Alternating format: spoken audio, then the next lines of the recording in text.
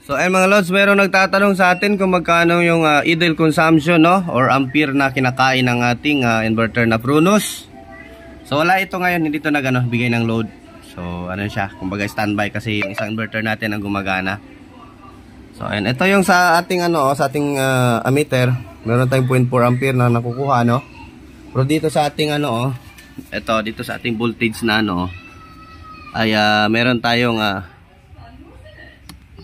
ayan 1.26A, no, na kinakain ng ating inverter. Kumbaga 33 watts na idle consumption.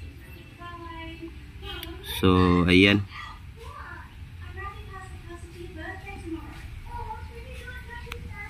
So yan na yung yung mga nagtatanong. So yan po yung idle consumption niya. So standby lang yung niya, output. So ayan.